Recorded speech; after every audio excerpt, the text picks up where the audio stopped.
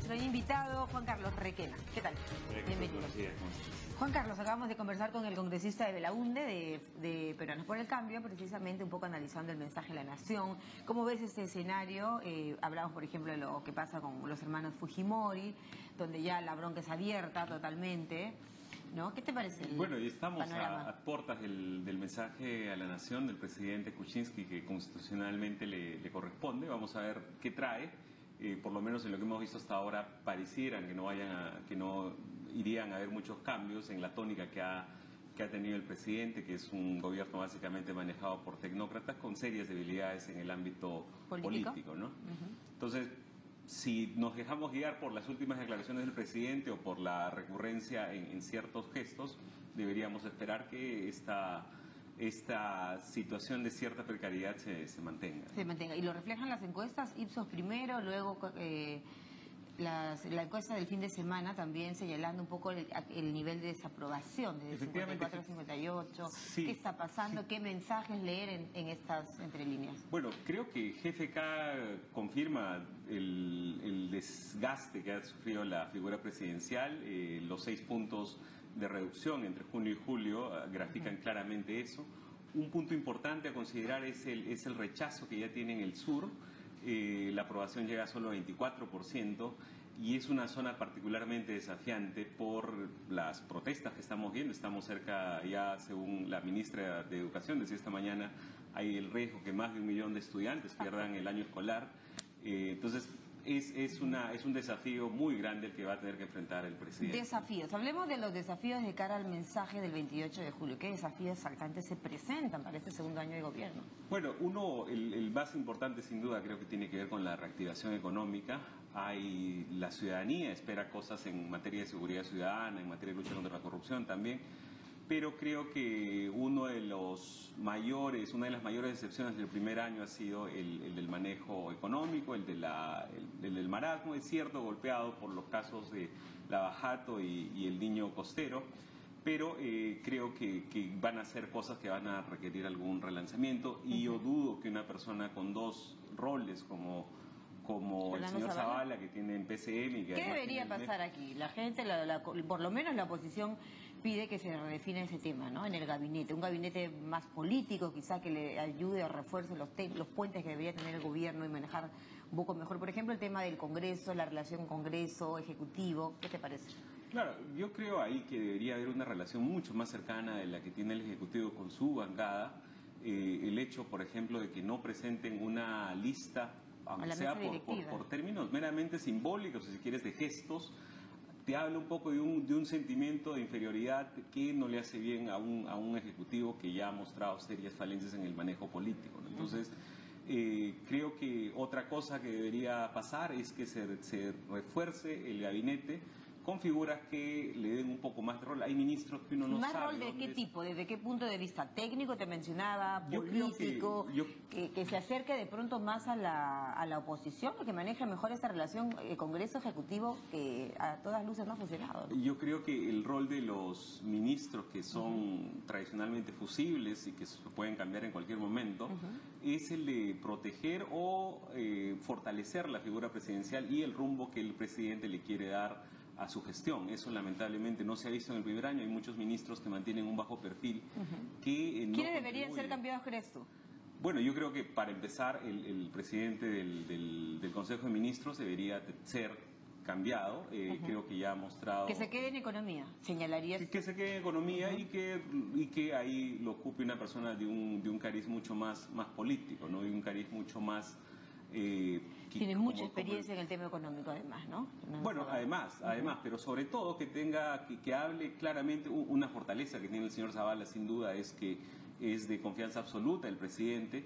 Entonces, quien lo suceda debiera ser de una confianza similar, pero que le dé un poco más de tranquilidad al Ejecutivo, en el sentido de que sea él el gran pararrayos y no que el presidente, el aparato, ¿no? Claro, y no el presidente el que tenga que salir a solucionar sus problemas. ¿Y qué carteras habría que hacer cambios?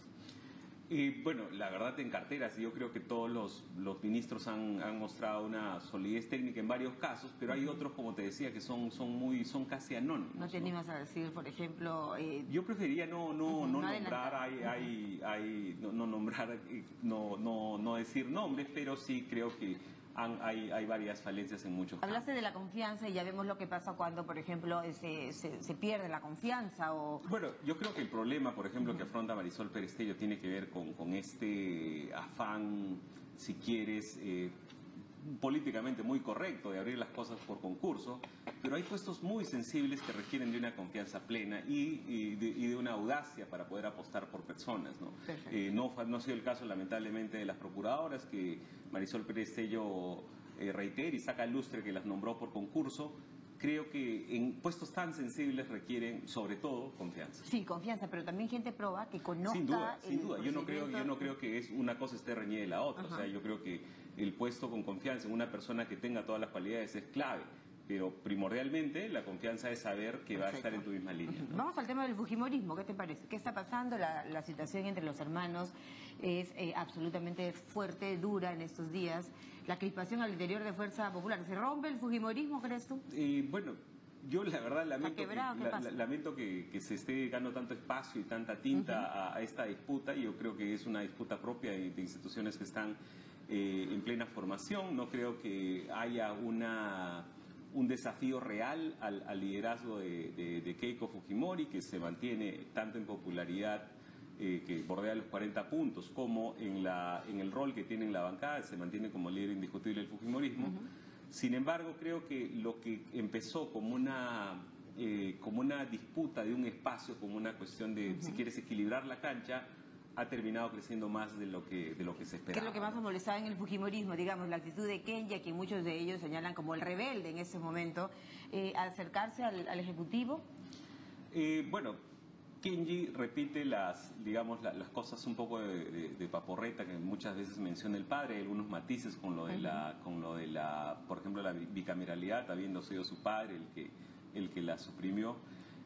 Pero en general como que hablan el mismo discurso el papá y él. Keiko más bien está queriendo fortalecer su liderazgo, está queriendo institucionalizar el partido, y esto reposa quizás sobre una base un poco débil dentro de la gente que desconfía, diga lo que se diga, el fujimorismo. Ahora, Kenji Fujimori señala pues que no se ha respetado la carta de los 23 congresistas dirigida a su hermana, tampoco el mensaje de Alberto Fujimori en el sentido de preguntar, no entender por qué se le ha sancionado de esta forma, e incluso el señor Bercellino señala que podría incluso ser expulsado.